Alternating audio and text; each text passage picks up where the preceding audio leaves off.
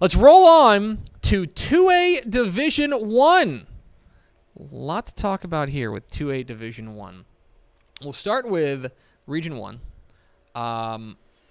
Myself and Mallory and Ishmael are all high-fiving each other. We are believers in the Hawley Bearcats to go back to at least win their region again. Mm-hmm. Ashley Pickle, would you like to speak on behalf of the Stratford delegation? Yeah, Hawley makes me nervous because they're not as multi-dimensional as they were last year. Mm-hmm. They still have Deontay Ramon, and he's been completely showing out. I think that their run game is getting better, but I think that what they hung their hat on was Austin Compton in that running game, and they just don't have that right now. I thought it was a bad loss to Albany, and that you can see that if they're able to double team Deontay Ramon, then they really become a one-dimensional team. I think Stratford's defense has looked outstanding. Yeah, this Stratford's year. defense has been great, and they got Bryce Braden, their quarterback, who is a dude's rock. Yeah. Like I know we're not doing Monday Morning Follow, but dude's rock with I think you're right. I think it's I will say that I went back and forth between Stratford and Hawley, but to me, I'm like, okay, big game experience. These are guys like these seniors have played. This will be like their 13th playoff game. Yeah. In the last 2+ years. That I think that kind of experience is going to matter. Well, they've also been battle tested too throughout the year. They played Albany pretty well, and then also went up a classification and played Jim Ned. Played Jim Ned, who's a playoff team. I mean, they played Lubbock Roosevelt, who's a playoff team. I don't know. Yeah, I think they've got wins over Stanford and Cisco. They're getting better as the season goes on. Anyway, Region 2, it's a sweep. We all like the Snake Farm. Toller, and I will say this, they are, in my opinion, the clearest favorite in the region. Yes, by far. I think it's because, like, Crawford, kind of the wheels fell off down the stretch. Like, the second best team in that region might be Axtell. 10-0. We had their coach Craig Horn on Scoreboard or Football Friday, one of the Bally shows on Friday night, and that's their first undefeated regular season since like 1986. I forgot he was at Crawford, which is ironic because now they're playing Italy in the first round, which is where. No. He's at Axtell. Axtell. Craig, okay. No, Greg Jacobs is at Crawford. I was like, wait a minute. Yeah, but no, he's doing that thing again with another Central Texas team. Yeah. It's taken Axtell to new heights. Yeah, because Marlin is down from what they have been. They've played okay. I don't think Marlin is near as good. Usually we would be talking about Coleman a lot more than we are. But they're kind of down. I think. I don't know if they can score with teams like with teams like Toller.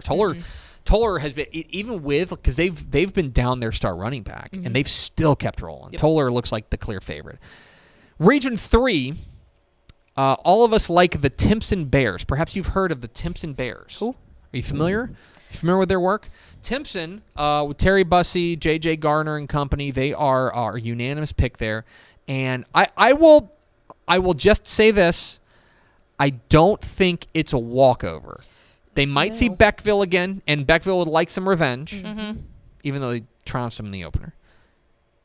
Garrison, that was a close game, close-ish game, it's like a 9-point game, right? Cooper. I was just going to say, I think that the gap in Region 3 is even as much of a favorite as we think that Timpson is, the gap is a lot shorter because there's multiple deaths. Cooper's really good. You mentioned the Beckville one. I like Garrison a lot. Garrison's a lot. Garrison's a good team. I think Garrison really like Garrison. Yeah, we talked about them on WTF last week. And how I much come we away like them. from that, like they lost to Timpson, like at Timpson, by 9 points. I come away feeling like, okay, Garrison's got some juice. You know what I mean? Well, it's the same thing. We've talked about there has been no other team that's played Timpson even remotely that close. So you've got the one thing under your belt. You've got a game plan now on how to attack it. Now, can you stop Terry Bussey? That's the everlasting question. But they do have a game plan now and know what they could do to fix it. He's the great equalizer. Absolutely. And there's Region 4. Region 4, all of us took Refugio. Now, I don't think that's necessarily a surprise. I am here to tell you, if you haven't been paying attention, Mason is back. Mason's doing the Mason thing again, where they just run the ball and play awesome defense.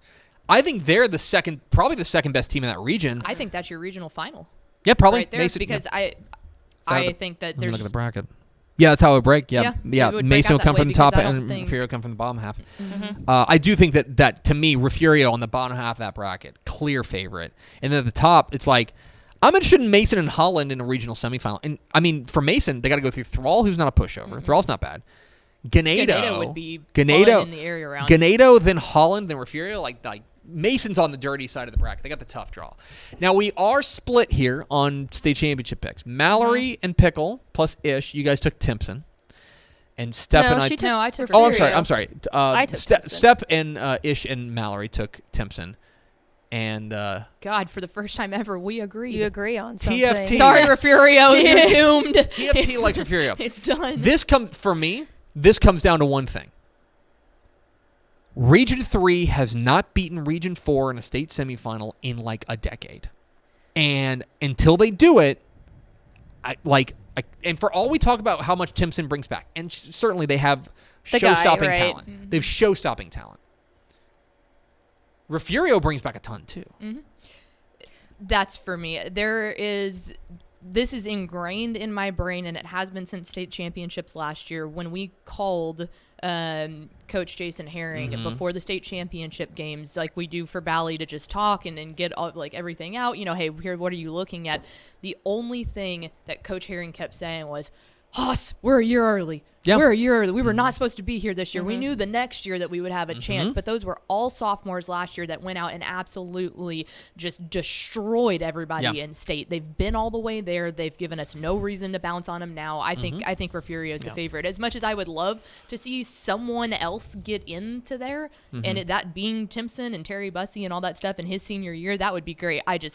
It's so hard to bet against Jason Herring and Refugio. Well, that's the reason I picked Timpson, too, is because they know that this is his last year. This is it. This is it, yeah. And when he leaves, I mean, like, he's the guy obviously there. So when is Timpson going to be back? You know, it might look like Shiner. It might look like Shiner. Exactly. So I think that they know that. Well, and also I think you can make an argument too for Refugio is that they have an easier path in Region 4 than Timpson does in Region 3. So they could be, Timpson could be beat up by the time they get to, and I think that's exactly what happened the last regional year. Right. I think you're right. Got exactly. Pushed a couple times last year, and not by a whole lot, but it wasn't. Refugio just blew through everybody last year. Like I think, with the exception of the Shiner game, exactly. And even then, it was. Yeah, I mean they won it. They won it. They're the better team. Yep. Yeah, for sure. It's going to be interesting, and certainly like with Timpson, much like we were talking about the 1A Division 2. If you've got that guy, I can't fault you for picking that guy. Like he's that guy. Right. He's the Mr. Texas Football Player of the Year. Like for a reason. Like certainly, absolutely. We always get to this point, and it's just a shame that that's not the state champion. I was just about to say that. Yeah, because that would be one of those so that good. It just hurts. Right. Exactly. But it'll be a lot of fun too at Division 1. There are our picks. Thanks so much for watching that video. If you would like more and to be notified when they come out, go ahead and click that subscribe button right down there. You can also watch Texas Football Today every day live at noon on TexasFootball.com, Facebook, Twitch, and right here on YouTube. For more of the best coverage of Texas football in the Lone Star State, go to TexasFootball.com/subscribe.